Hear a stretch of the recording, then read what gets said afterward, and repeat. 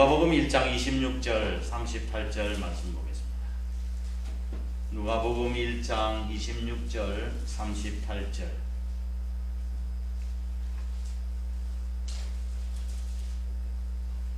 제가 봉독해 드리겠습니다. 여섯째 달에 천사 가브리엘이 하나님의 보내심을 받아 갈릴리 나사렛이란 동네에 가서 다윗의 자손 요셉이라 하는 사람과 약혼한 처녀에게 이르니 그 처녀의 이름은 마리아라. 그에게 들어가 이르되 은혜를 받은 자여 평안할지어다. 주께서 너와 함께 하시도다 하니 처녀가 그 말을 듣고 놀라 이런 인사가 어찌함인가 생각하매 천사가 이르되 마리아여 무서워하지 말라. 네가 하나님께 은혜를 입었느니라. 보라 네가 잉태하여 아들을 낳으리니 그 이름을 예수로 하라. 그가 큰 자가 되고 지극히 높으신 이의 아들이라 일컬어질 것이요 주 하나님께서 그 조상 다윗의 왕위를 그에게 주시리니 영원히 야곱의 집을 왕으로 다스릴 것이며 그 나라가 무궁하리라. 마리아가 천사에게 말하되 나는 남자를 낳지 못하니 어찌 이 일이 있으리까? 천사가 대답하여 이르되 성령이 내게 임하시고 지극히 높으신 이의 능력이 너를 덮으시리니 이러므로 나실 바 거룩한 이는 하나님의 아들이라 일컬어지리라. 보라 내 친족 엘리사벳도 늙어서 아들을 배었느니라. 본래 임신하지 못한다고 알려진 이가 이미 6달이 되었나니 대저 하나님의 모든 말씀은 능하지 못하심이 없느니라. 마리아가 이르되 주의 여종이 오니 말씀대로 내게 이루어지라 하며 천사가 떠나가니라. 아멘. 할렐루야. 우리 주님의 평강이 저와 여러분의 심령 속에 임하시기를 주의 이름으로 축복합니다. 오늘은 대림절 네 번째 주일입니다. 대림절 네 번째 주일. 이제 네 번째 주일 지나면 이제 성탄절이 맞이하게 되죠. 대림절이라고 하는 것은 예수님께서 육신의 몸을 입고 이 땅에 오셨다는 사실을 고백드리고 예수님의 말씀처럼 다시 오실 것이라고 하는 예수님을 대망하는 절기가 바로 대림절 절기입니다. 그런데 예수님께서 육신의 몸을 이 땅에 육신의 몸을 입고 이 땅에 오신 이유가 뭡니까? 왜 육신의 몸을 이 땅에 입고 오셨습니까? 죄악 가운데 있는 우리 인생을 구원하시기 위해서 육신의 몸을 입고 이 땅에 오셨어요. 하나님은 영이시니 죽으실 수가 없고 그래서 인간의 몸으로 태어나셨다고 한다면 죄인이라 우리를 구원하실 수가 없으셔서 성령으로 잉태하셔서 육신의 몸을 입고 이 땅에 오신 것입니다. 그런데 예수님께서 이런 인생을 구원하실 목적으로 오셨는데 이러한 구원의 계획에 쓰임을 받았던 사람들이 많이 있습니다. 구약에 나타난 예언자로부터 시작해서 세례 요한과 쓰임을 받던 사람들이 많이 있는데 그 중에서 제일 크게 쓰임을 받은 큰 역할을 한 사람이 누굽니까? 큰 인물이? 오늘 설교의 제목이 뭔가 하면 주보에 나타났어요. 성탄의 1등 공신. 오늘 설교의 제목입니다. 1등 공신이라고 하면 어떤 일을 성취하는 데 있어서 크게 기여한 사람을 1등 공신이라고 이야기하죠. 그래서 예수님께서 육신의 몸을 이 땅에 오신 이 사실에 대해서 크게 기여한 분이 바로 누구예요? 마리아입니다. 마리아. 인간을 비롯해서 사물이 존재하고 있는 존재의 의미가 어디에 있는 것일까요? 사람을 비롯해서 이 땅에 여러 사물이 존재하고 있는데 그 사물의 존재 의미가 어디에 있습니까? 쓰임 받는 데 있는 거라고요. 쓰임 받는 데. 이게 만약에 마이크가 이렇게 소리를 증폭시켜야 되는데 이게 고장났다고 한다면 아무런 쓸모가 없는 것이죠. 그래서 사람이 물건을 만들었는데 아무도 사가는 사람이 없다. 그러면 그 물건은 쓸모가 없어요. 폐기할 수밖에 없어요. 그러니까 쓰임 받는 것이 복인 줄 믿으시길 바랍니다. 우리는 어차피 한번 왔다가 가는 인생이 아닙니까? 그래서 한번 왔다 가는 인생, 우리가 하나님의 손에 붙들려서 크게 쓰임 받고 가야 되지 않겠습니까? 우리가 어떻게 쓰임을 받을 수 있을까요? 오늘 마리아를 통해서 잠시 살펴보려고 합니다. 마리아가 성탄의 1등 공신이 될 수 있었던 이유는 우선은 첫 번째로 하나님의 전적인 은혜였습니다. 하나님의 전적인 은혜. 마리아가 예수님의 동정녀 탄생에 결정적인 역할을 할 수 있었던 것은 그가 무엇을 해서가 아니라 하나님의 은혜로밖에 설명될 수가 없어요. 오늘 28절 말씀을 같이 한번 보실까요? 28절 시작. 그에게 들어가 이르되 은혜를 받은 자여 평안할지어다. 주께서 너와 함께 하시도다. 30절 말씀 다시 보십니다. 시작. 천사가 이르되 마리아여 무서워하지 말라. 네가 하나님께 은혜를 받았느니라. 아멘. 마리아를 찾아온 천사 가브리엘은 거듭해서 두 분이나 은혜를 받은 자라고 이야기를 하고 있습니다. 그러니까 마리아가 은혜 받은 여인임을 강조하고 있는 것이죠. 은혜라고 하는 뜻은 무슨 뜻이죠? 여러분 잘 아시는 대로 은혜라고 하는 뜻은 내가 받을 만한 자격이 전혀 없는 사람인데도 불구하고 베푸르신 호의와 또한 그 은혜를 이야기하는, 호의를 이야기하는 것이죠. 내가 받을 자격이 없는데도 호의가 베풀어졌어요. 그거는 은혜예요. 그죠? 내가 남한테 돈을 빌려줬어요. 그럼 받는 것은 은혜입니까? 안 받는 은혜가 아닙니까? 당연하지. 내가 빌려줘 받는 거니까. 그런데 나는 빌려준 것도 없는데 나에게 돈을 누가 줬어요. 아이고 왜 이렇게 해주십니까? 저는 받을 자격이 없는데요. 그거잖아요. 그게 은혜라고요. 우리는 하나님으로부터 어떤 받을 자격이 없는 사람이었는데도 불구하고 하나님께서 호의를 베풀어 주신 것입니다. 예수님께서 마리아의 모친이 선택받을 수 있었던 이유는 마리아가 전혀 죄가 없었다거나 혹은 다른 사람보다 뛰어나서가 아니라 전적인 하나님의 은혜였습니다. 우리가 하나님 앞에서 쓰임을 받아 무엇을 이루어 놓은 것이 있다 할지라도 우리가 고백해야 될 말이 무엇입니까? 그것은 내가 아니요 하나님의 전적인 은혜임을 고백해야 합니다. 나의 나 된 것은 다 주님의 은혜입니다. 그렇게 저와 여러분도 고백할 수 있기를 주의 이름으로 축복합니다. 자, 이거는 하나님의 측면에서, 신적인 측면에서 마리아는 하나님의 은혜를 받은 자였기 때문에 쓰임을 받을 수 있었고, 그러나 인간적인 편에서도 어떤 마리아가 쓰임을 받을 수 있었던 그런 조건이 있었던 걸 발견하게 되었습니다. 그 두 번째가 바로 순결입니다. 정결. 마리아에게 은혜가 주어졌다 할지라도 그가 거룩하지 못하고 순결하지 못했다면, 즉 동정녀가 아니었다고 한다면, 처녀가 아니었다고 한다면 쓰임 받을 수가 없었을 것입니다. 요셉과 결혼하기로 약속은 했지만 아직 결혼하기 전이었죠. 즉 남자를 알지 못하는 순결한 처녀였습니다. 하나님께서 바로 이러한 순결한 처녀를 선택하셔서 예수님께서 태어나게 하신 것입니다. 오늘 저녁 시간에도 말씀드리겠지만 예수님이 태어나신 것은 바로 남자 없이 동정녀 마리아에게서 태어나신 거 아니겠어요? 그렇죠?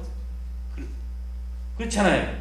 근데 보통 남자와 여자 결혼을 하게 되어지면 그 자녀는 누구의 후손입니까? 남자의 후손이잖아요. 남자의 후손. 아버지 날 낳으시고 어머니 날 기르시니, 요즘은 또 뭐 성평등 그래가지고 요즘 어머니 이름도 딴다는 그런 경우도 뭐 있는 것 같더라고요. 예. 근데 성경적인 원리는 남자의 후손이에요. 제 선친께서 저희 모친과 결혼을 하셨는데, 저희 선친은 김가였고 저희 모친은 정씨였습니다. 정씨와 김가 결혼해서 저는 정씨도 아니고 김가도 아닌 박씨로 태어난 게 아니라 어떻게 태어났어요?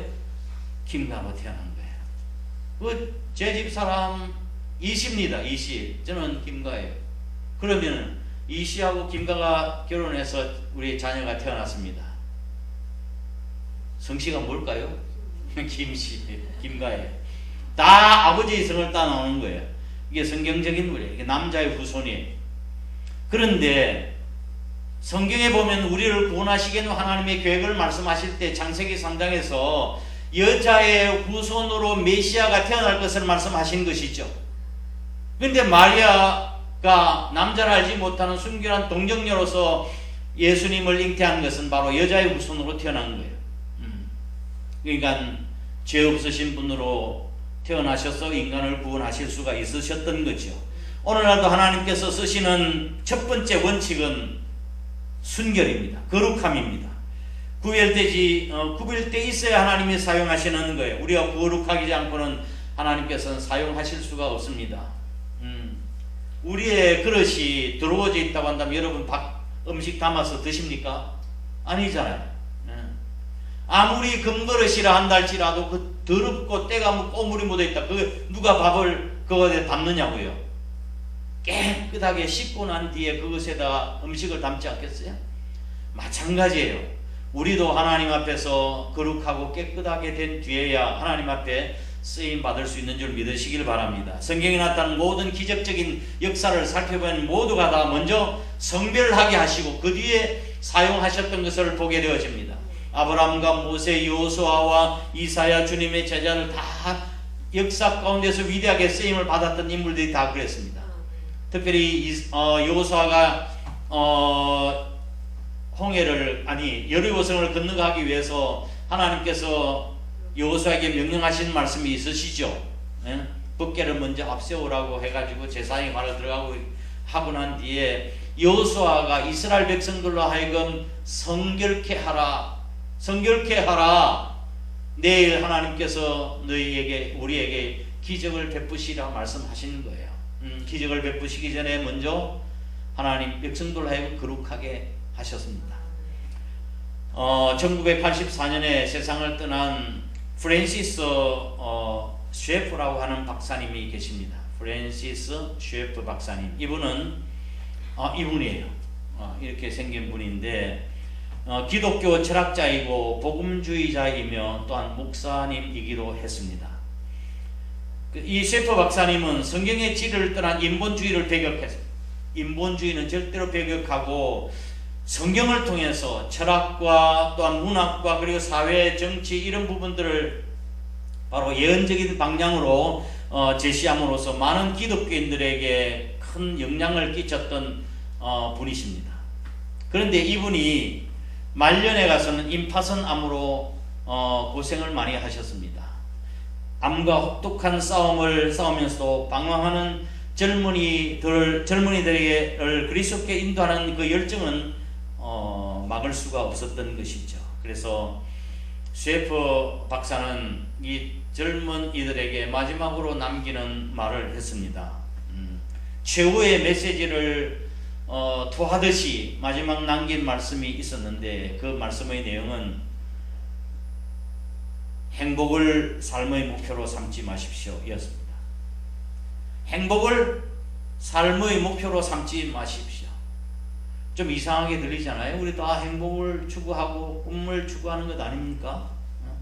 좀 이상하게 들리는 말 같지만 셰프 박사가 하신 말씀의 내용은 지금 그리스도인의 문제는 행복을 추구하지만 거룩함은 추구하지 않고 있다 이 말씀입니다.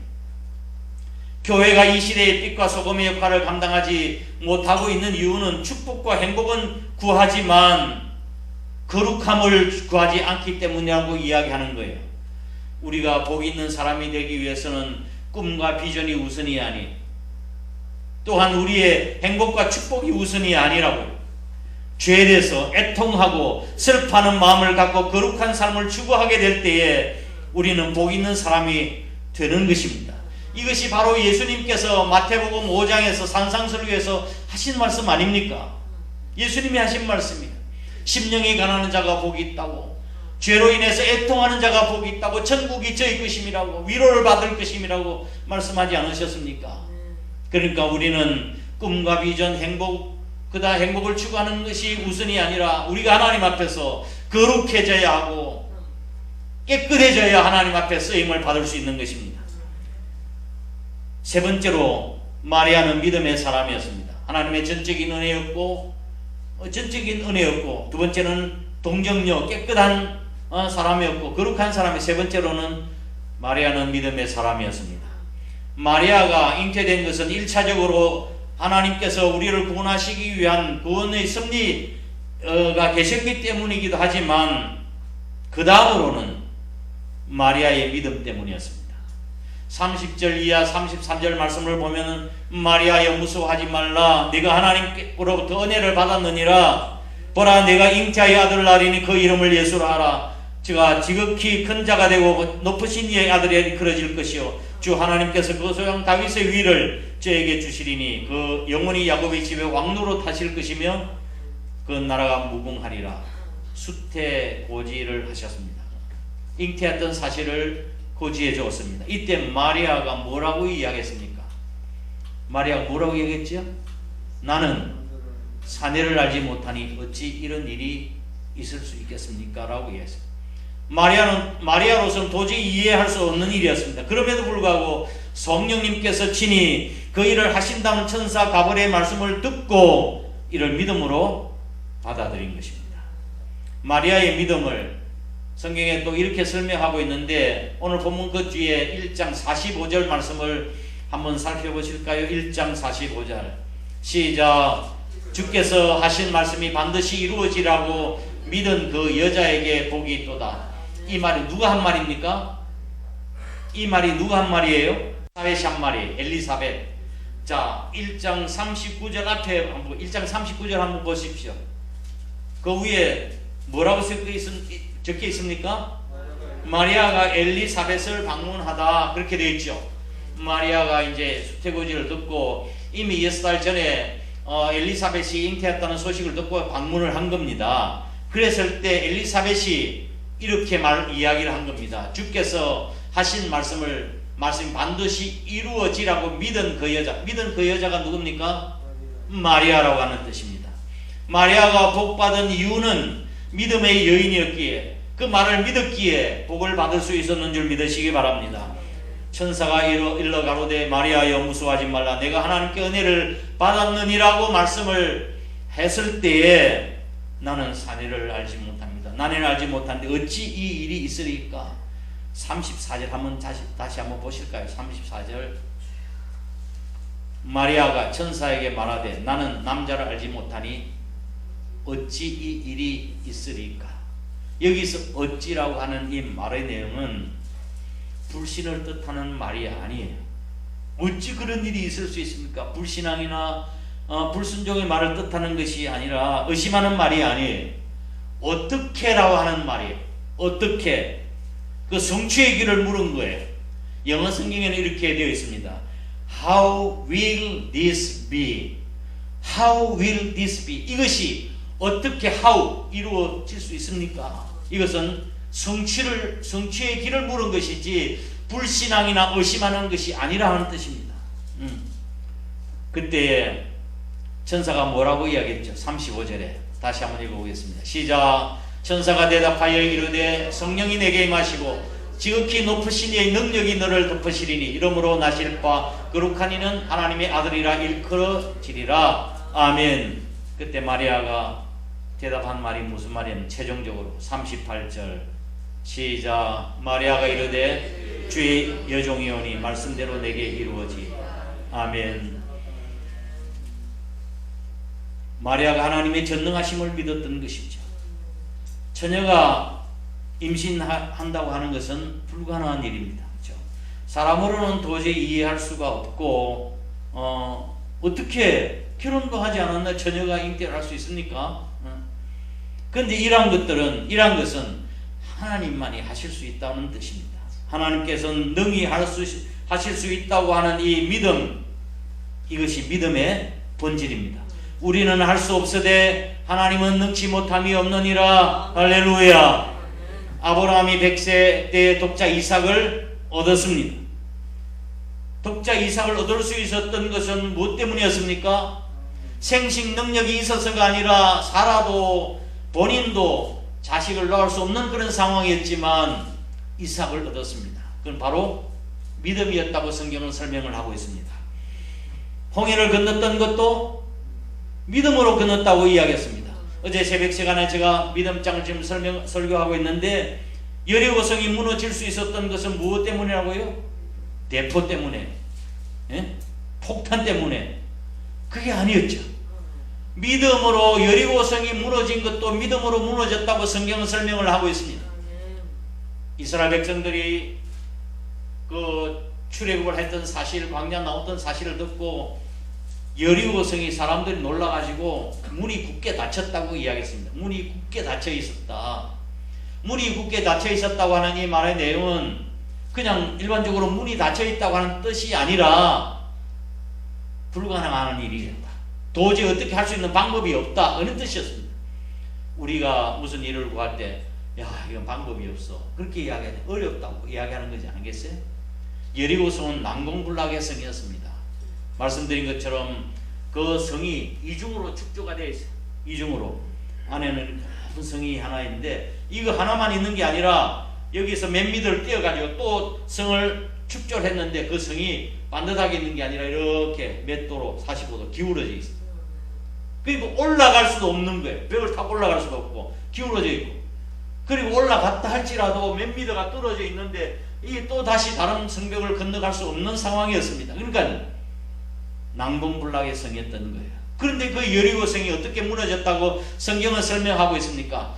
이스라엘 백성들의 능력으로 힘으로 무너졌다고 말씀하지 아니하시고 믿음으로 무너졌다고 말씀하시는 것입니다. 할렐루야. 제사장 사가랴도 아이를 낳을 수 없는데 세례 요한을 낳을 수 있었던 것도 바로 믿음이었습니다. 이 세상이 만들어진 것 모두가 다 하나님의 능력인 줄 믿으시길 바랍니다. 하나님께서는 이처럼 사람으로서는 도저히 불가능한 일들을 행하실 뿐만 아니라 상상할 수 없는 일도 능히 행하실 수 있는 분인 줄 믿으시길 바랍니다. 긍정적인 믿음, 살아있는 믿음, 큰 믿음의 소유자가 되시기를 주의 이름으로 축복합니다. 아멘. 네 번째, 성탄의 1등 공신이었던 마리아의 신앙은 겸손과 복종 때문이었습니다. 겸손과 복종. 마리아의 순결이 아무리 뛰어나고 또한 믿음이 아무리 훌륭하다 할지라도 하나님의 뜻에 복종하지 않았더라면 절대로 이루어질 수 없는 일이죠.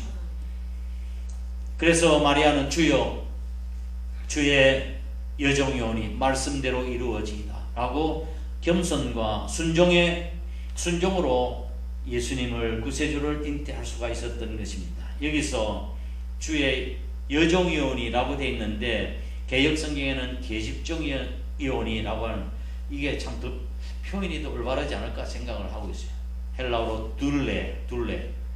남자 종은 둘로스라고 되어 있고 여자는 둘레라고 했는데 아주 비천한 종을 이야기할 때 종을 이야기하는 것입니다. 결코 이 말은 결코 주인의 뜻을 거스릴 수 없는 노예라고 하는 그런 뜻을 가지고 있습니다. 따라서 이 말씀에 깔려 있는 내용의 하나님의 뜻은 내용은 전적인 하나님의 뜻에 복종하겠다고 하는 그런 마음의 결단을 이야기하는 것입니다.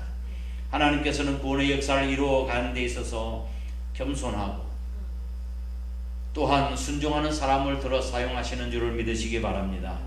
그런데 마리아가 하나님의 말씀을 순종하는 것이 어땠을까요? 두 가지 물어볼 테니까 답변을 한번 해보세요. 마리아가 천사의 말에 순종하는 것이 어려웠을까요? 두 개 중에 하나를 선택해 보세요. 순종하는 것이 어려웠을 것입니다. 그렇죠? 왜냐하면 순종함으로써 몇 가지 어려움을 마리아가 감수를 해야만 했기 때문입니다. 어떤 어려움이 예상이 됩니까? 첫 번째, 그 여자는 해픈 여자라고. 그죠? 어떻게 결혼도 하지 않았는데 아기를 낳았느냐고. 누구하고 바람핀 거 아니냐고. 그러니까 부정한 여인으로 낙인 찍힐 수 있는 그런 요소가 있었고, 두 번째로는 정원한 요셉으로부터 파혼할 수밖에 없었을 거예요. 아니 결혼도 안 했는데 어떻게 당신이 임신을 했냐고. 그 결혼이 성립되겠습니까? 이혼을 결정을 해야 될 그런 상황이 왔을 거예요. 세 번째로는 율법에 따르면 부정한 여인은 밖에 끌어내다가 돌로 쳐 죽이라고 그 율법에 기록되어 있습니다. 그렇죠? 요즘도 무슬림들은 막 이런 완전히 이런 율법에 따라 처형하는 모습을 우리는 보게 되죠. 바보가 아닌 이상 마리아가 역시 앞으로 내가 성령으로 메시아를 잉태하게 된다면 이런 여러 가지 어려움이 있을 것이라고 능히 예상을 했을 것입니다. 그렇지만 마리아는 그런 어려움과 무거움과 여러 가지 비난에도 불구하고 하나님의 말씀을 선택하는 편을 택한 것입니다. 하나님께서는 생각해보고 조사해보고 진리를 알아내는 데에서 연구를 해서 그러니까 믿는 것이 아닌 순종을 하나님께서 원하시는 것입니다. 내가 알아보고요, 연구해보고 그래가지고 예수님 믿는 것이 아니라 믿음으로 순종하는 것입니다.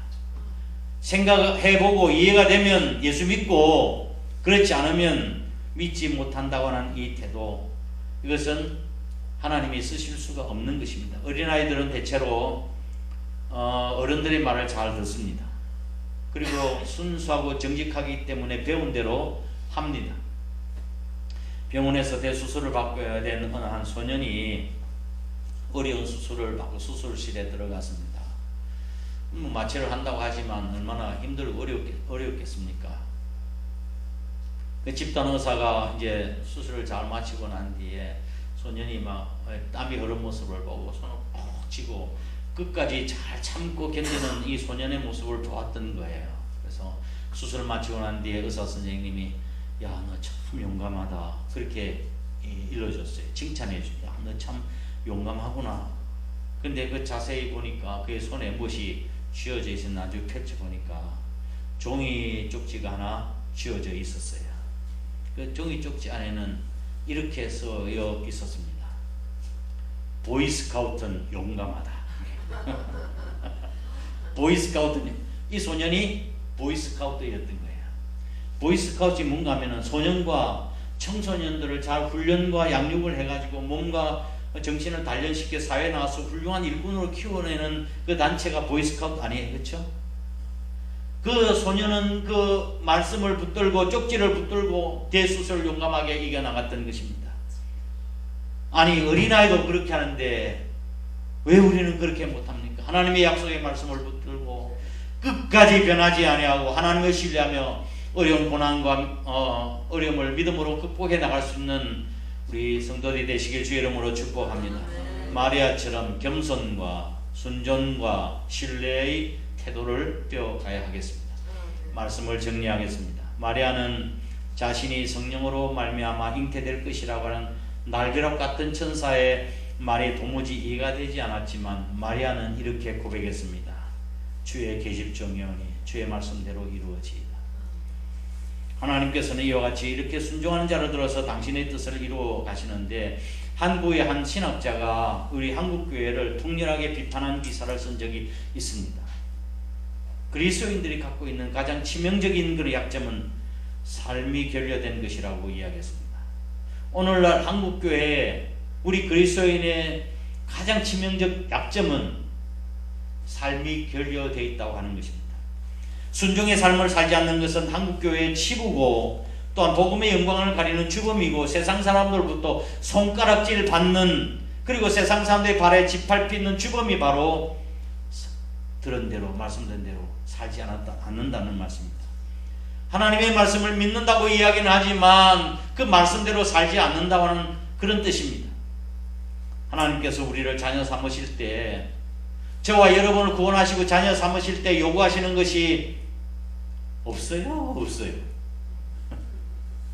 우리를 구원하실 때 하나님이 우리에게 요구하시는 것이 있으십니까? 아무것도 없어요. 오직 믿기만 하면 구원만 받게 되는 거예요.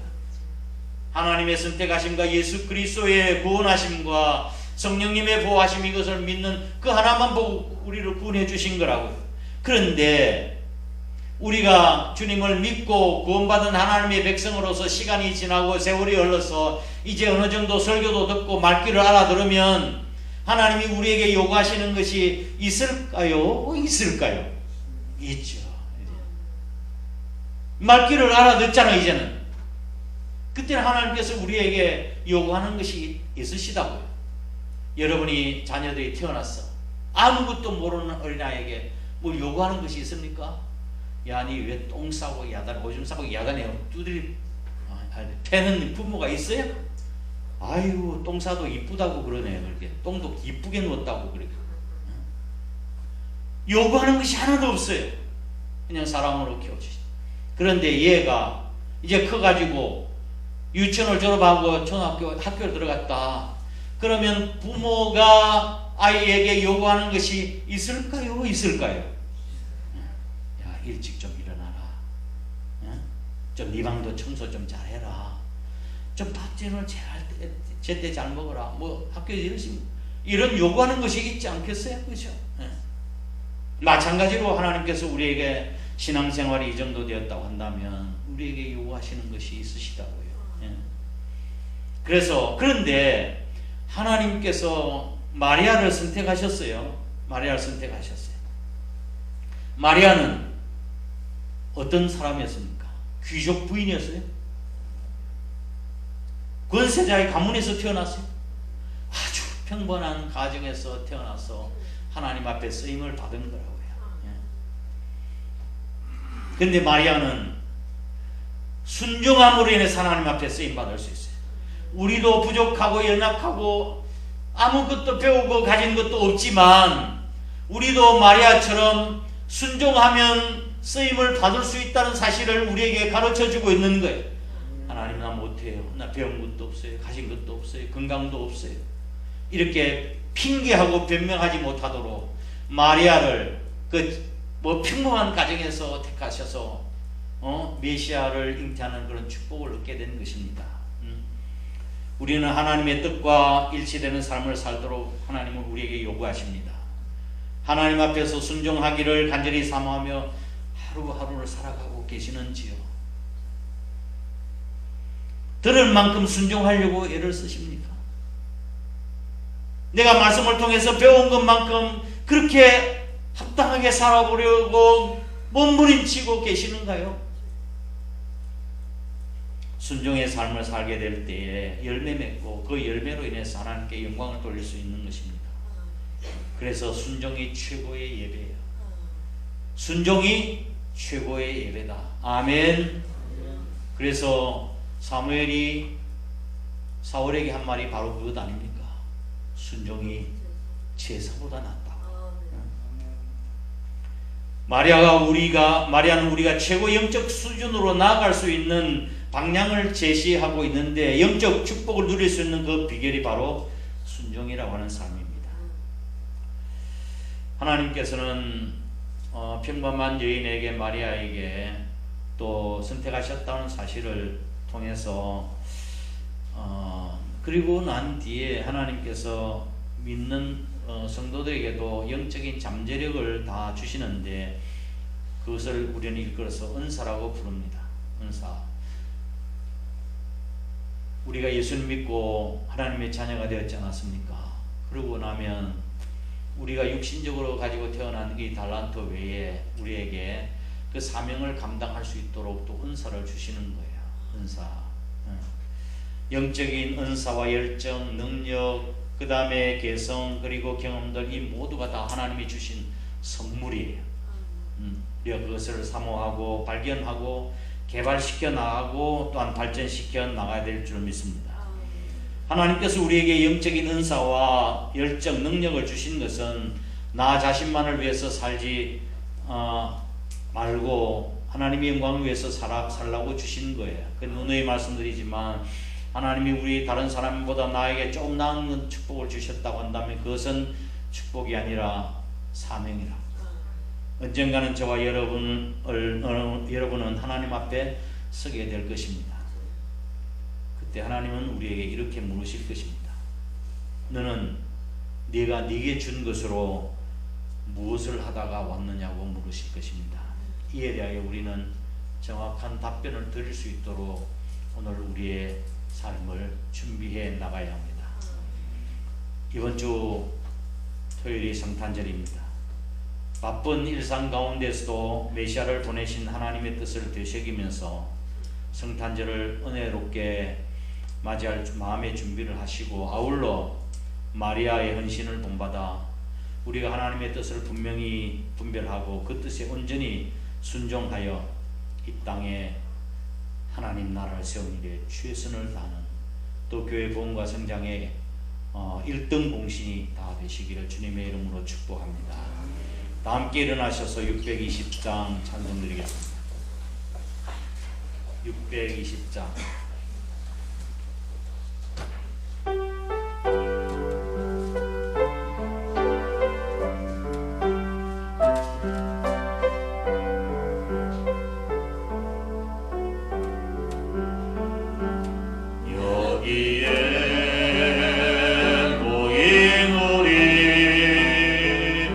주의 은총 받은 자여라.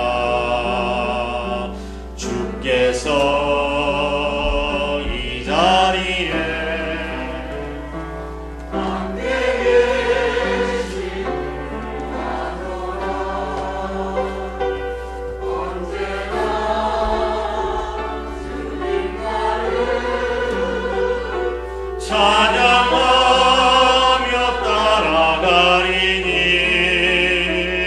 시험을 당할 때도 함께 계심을 믿노라.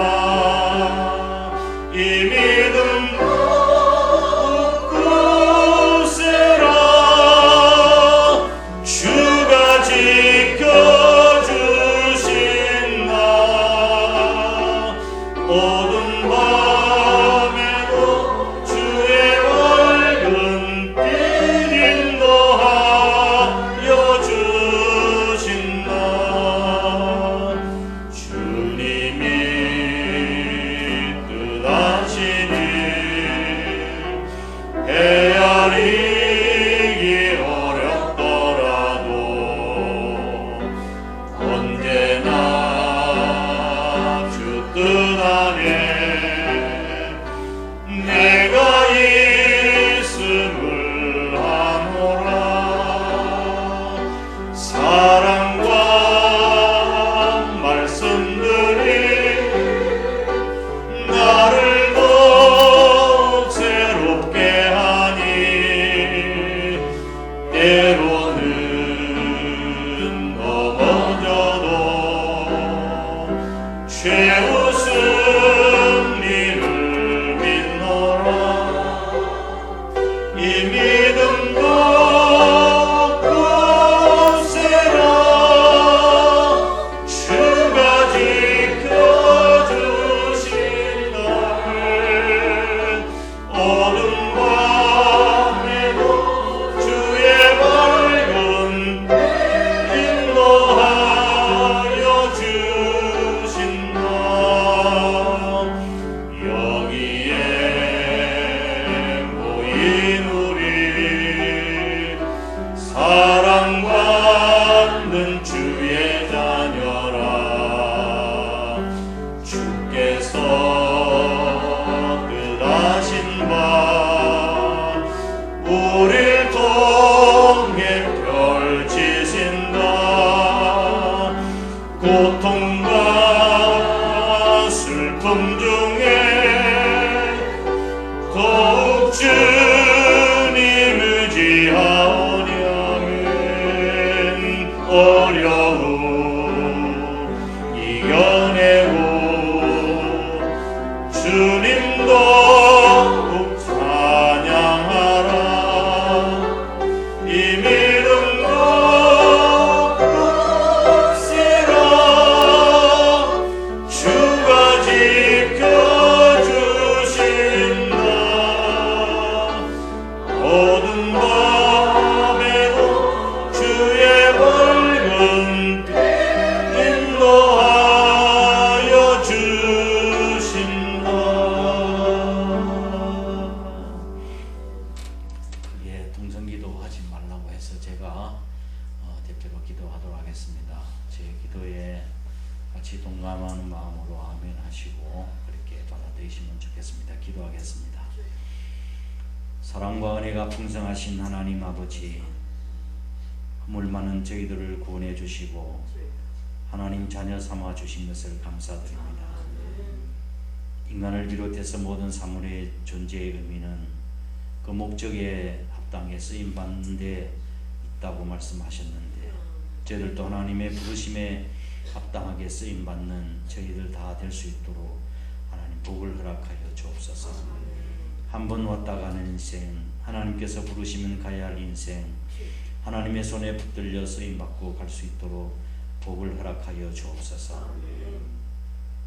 물론 모든 것이 하나님의 은혜임을 믿고 고백드리지만 저희들의 입장에서 하나님 앞에서 아름답게 쓰임받을 수 있도록 먼저 성별되게 하시고 거룩한 삶을 살게 하시고 우리의 개인적인 꿈과 비전에 행복과 축복을 구하기 전에 먼저 거룩한 삶을 살아 하나님 앞에서 복되게 쓰임받을 수 있게 하여 주옵소서.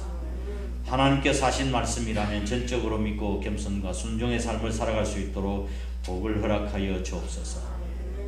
우리가 들은 만큼 순종하고 배운 만큼 살아보려고 몸부림치며 하나님 앞에서 하루하루 부끄럽지 않게 살아갈 수 있는 제대의 삶이 되도록 은혜 베풀어 주시옵소서. 육신의 몸을 입고 오셔서 오직 하나님 아버지의 뜻에 순종하며 십자가를 지신 우리 주님을 본받게 하시며 저희들도 먼저 하나님 나라와 의를 구하며 하나님 앞에서 복되고 귀하게 쓰임받게 하여 주옵소서. 그렇게 살겠다고 고백하고 저희들이 이 시간 일어섰습니다. 우리의 헌신과 결단을 받으시고 하나님 앞에 귀하게 쓰임받는 일꾼들 다 될 수 있도록 축복을 허락하여 주옵소서. 그동안 저희들에게 주신 은혜를 따라 또한 갖가지 귀한 물질을 하나님 앞에 구별되어 드릴 수 있도록 믿음과 은혜를 주신 것을 감사를 드립니다. 소득의 11조와 감사하는 예물, 선교 예물, 또 교회 건축과 차량 헌금과 1,000분 제물 하나님 앞에 올려드립니다. 모든 것이 하나님으로부터 왔음을 고백드리고 주의 것을 드렸사오니 하나님 나라의 창고에 복된 상급으로 저희들 위해서 쌓여지게 하시고 이 물질이 쓰여지는 것에 하나님의 거룩한 영광과 하나님의 뜻이 이루어지도록 복을 허락하여 주시옵소서. 저희 손길과 가정과 사업장과 자녀들 위해 하나님의 크신 은혜와 복을 다하시며 저희의 지경을 펴주시고 근심 없게 하시고 또한 구하는 것을 다 허락하여 주시옵소서. 이 땅에서 성리롭게 살아갈 수 있는 우리 온 가정 자녀들 식구들 다 되도록 복 내려 주시옵소서. 우리 한사람교회가 하나님의 기쁨이 되고 아버지는 교회의 본질적인 사역에 충실한 교회가 되게 해주셔서 많은 영혼들이 이 재난을 통해서 구원받고 거듭날 수 있는 축복이 있게 하여 주시옵소서. 이 일을 저희들에게 맡겨주셨사오니 아버지는 맡겨진 사명을 부끄럼 없이 감당하여 담대하게 주의 복음을 전가하는 주님의 증인들이 다 될 수 있도록 복을 허락하여 주옵소서. 육신의 고장으로 온당한 내 식구들도 있사오니 하나님께서 기억하시고 하나님 그 병상 하나님 기억하시고 위로와 긍휼과 자비를 베풀어 주시옵소서. 하나님의 선하신 뜻과 하나님의 주권에 맡겨 올려드립니다. 하나님께서 하나님의 뜻대로 선하게 인도하여 주옵소서. 아버지 이 시간 해외 나와 있는 식구들 부득이해서 출탄 가운데 있는 성도들 어느 곳에 있든지 하나님께서 눈동자가 지켜주시고 저희의 삶이 또 발이 실족하지 아니하도록 믿음의 발을 견고한 반석 위에 견고하게 세우셔서 날마다 하나님을 찬양하는 삶이 될 수 있도록 복을 허락하여 주시옵소서. 이 나라의 민족도 주님께서 기억해 주시고 이 코로나 아버지는 상승세로 인해서 국민들이 고통당하고 힘들고 어려워하고 있는데 지금 학생들 사이에서도 이런 어려움이 있습니다. 하나님 기억해 주시고 하루속히 코로나가 진정되고 우리가 아버지 하나님 올바른 경제생활과 사회생활 일상생활을 복귀할 수 있도록 도와주실 뿐만 아니라 우리 교회 신앙생활도 열심히 최선을 다하여 주님 앞에 충성 사명 잘 감당하도록 하나님 복을 허락하여 주옵소서. 이 일을 위해서 우리 한국교회가 정말 껴있고 삶이 결여된 그런 생활이 아닌 정말 빛과 소금의 역할을 감당해 나갈 수 있는 한국교회가 되도록 복을 더하여 주옵소서. 세계도 수순하고 있습니다. 난리와 난리의 소문을 듣고 전쟁의 기미를 우리가 듣고 있는데 하나님께서 기억하시고 이 땅에 진정한 아버지 육신의 몸을 입고 평화를 주시기 위한 주님의 평강이 이 전 세계에 펼쳐나갈 수 있도록 복을 더하여 주옵소서. 이 민족도 하루속히 복음을 하나 되어지는 놀라운 역사가 있도록 은혜를 베풀어 주시옵소서. 이제 교회에서의 생활이 이제는 아버지는 끝나고 예배가 끝나고 세상 속에서의 예배가 시작됩니다. 우리의 삶을 통해서 하나님께 영광 돌리는 삶을 살아가도록 복을 더하시옵소서. 종들과 일꾼들과 또한 섬김이들을 하나님께서 기억하시고 일일이 하나님께서 눈동자에 살피시며 기억하고 계시는 줄 믿사오니 하나님께서 갚아주시고 복을 허락하여 주시옵소서. 예수님 거룩하신 이름으로 간절히 축복하고 기도드리옵나이다. 아멘. 이제는 우리 구주 예수 그리스도의 크신 은혜와 하나님 아버지의 극진하신 사랑하심과 성령님의 위로 교통하심이 성탄의 1등 공신이었던 마리아처럼 우리도 정결하고 거룩한 삶을 살고 믿음과 겸손과 순종의 삶을 살아 하나님의 능력의 손에 붙들려서 복되고 크게 쓰임 받기로 마음으로 다짐하는 거룩한 주 백성들과 한사람교회 전체 위에 항상 함께 하시옵기를 간절히 축원하옵나이다. 아멘.